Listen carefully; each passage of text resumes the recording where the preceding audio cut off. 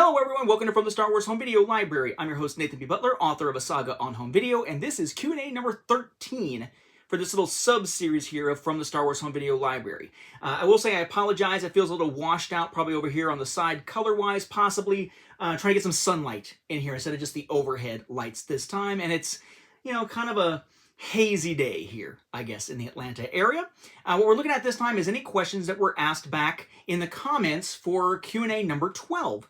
Of this series. The way this typically works is if you got questions, ask them in the comments on the current Q&A. I'll grab those and use them for the next of the Q&A episodes. In this case, we only have a couple people who asked questions, but I felt like it'd been long enough since we've done one of these to go ahead and knock these out now, and then maybe that'll spur some folks to post in the comments on this one for new questions to discuss here upcoming. Just bear in mind if it's questions I've answered a lot already, I'll tend to probably give you a shorter answer than I might have going in-depth with something that maybe hasn't been asked before. Bear in mind, by the way, as I'm looking at these, that the way that YouTube shows usernames has changed. It used to be it would show like whatever you put as your name, but now it is showing me these as, you know, at and then username only. So just so you know that it's not me trying to speak in terms of username instead of your name, it's all that I'm seeing. At least as far as the way that it shows it on my screen here. So the first one here is from @FlipMeLander3829, who asks, do you own any Nordic or Scandinavian versions? So I actually do. It's not many, though, but I think what I've gathered here are the only ones that I own, I think. So as covered previously on the series here, I do have a rather beat up what I believe is a Finnish version of Attack of the Clones here, the widescreen version of it, which, just not great condition here, but is a Finnish version here. I do also have, as one of the several instances of purchasing Revenge of the Sith on VHS from other regions, particularly to make the point that the US didn't get one, but there are VHS releases in other regions. I do have the Finnish version of Revenge of the Sith, Sith and Costo there. Okay. Again, I've shown this before. Do not have Phantom Menace yet in a Finnish version. And with the quality of this kind of wrinkly, beat-up copy of Attack of the Clones, I may hold off on that. I haven't actually been delving into it or looking for it or anything like that. The other ones that are actually Lego ones. So there's Padawan Menace here.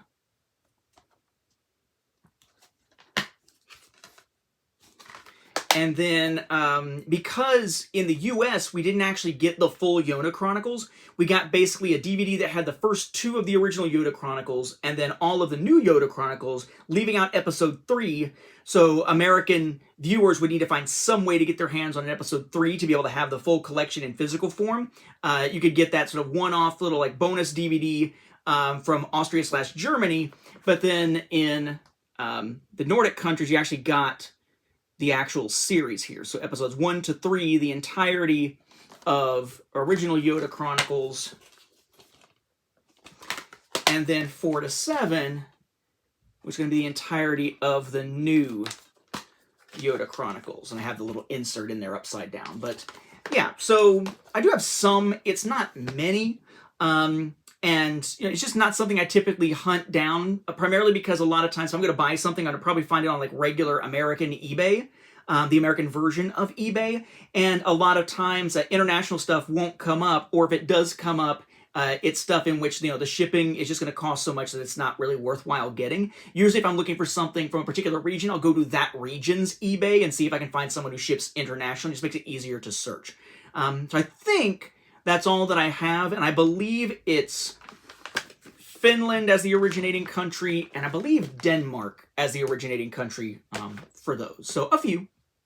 Then we have a series of 3 questions from Vintage VHS Treasures, which I can at least tell who that is because of, thankfully, the name being just that with some numbers behind it here as the username.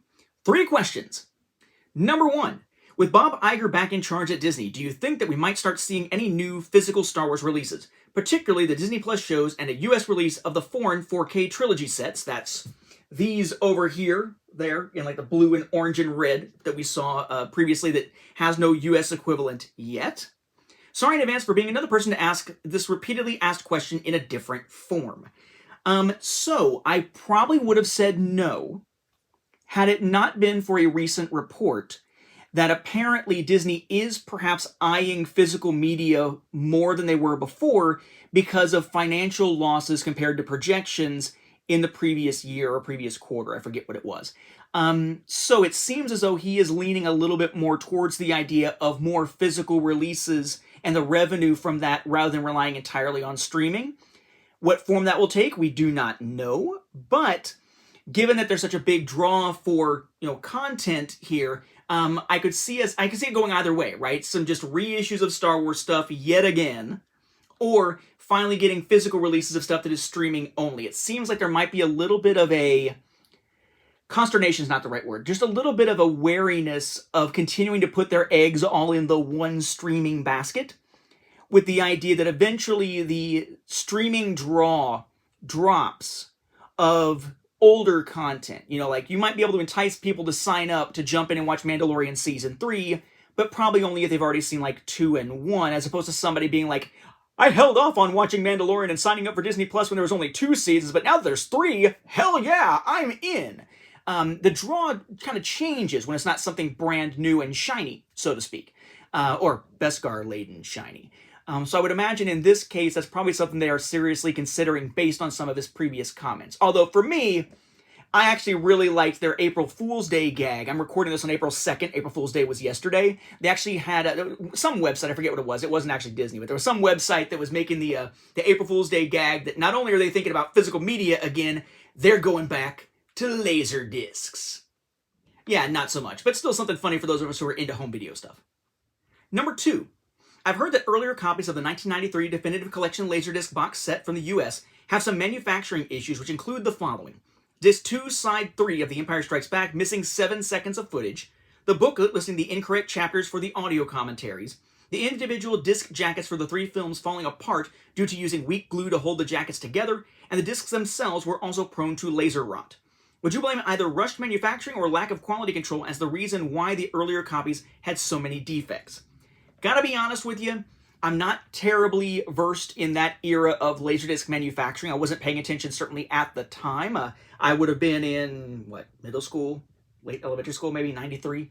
I guess middle school at the time. So it's just not something that was really on my radar at the time. My guess would be probably a combination of both. Typically a big release has a set release date for people doing pre-orders and stuff like that. So there really is kind of a crunch to make sure it comes out on time.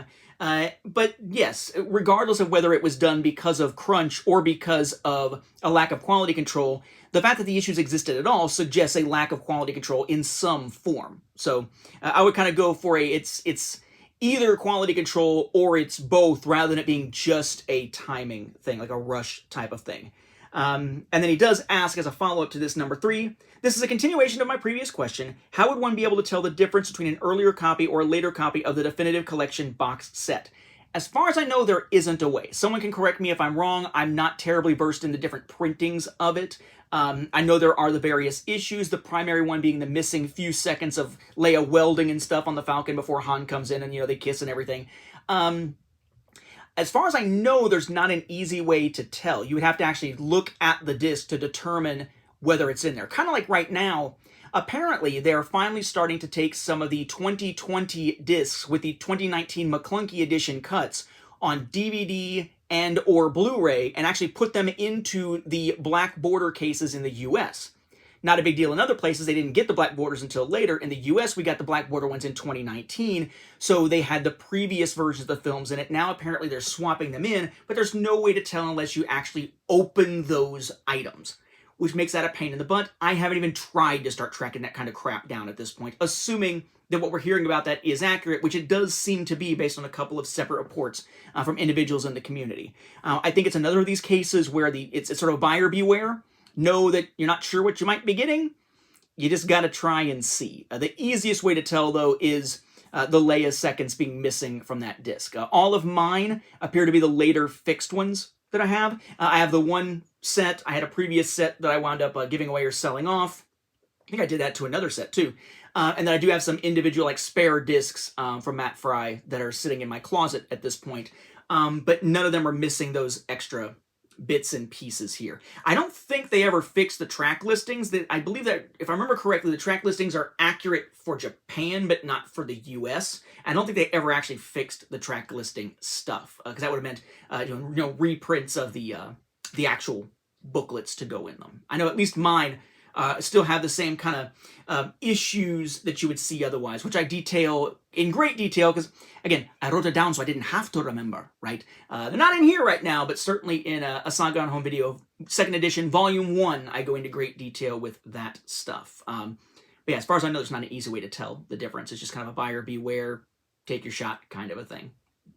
So with that is all the questions that were asked for this time around. Just a couple here. Well, 4, I guess, technically here. That's a decent amount. It just happened to be from 2 different people.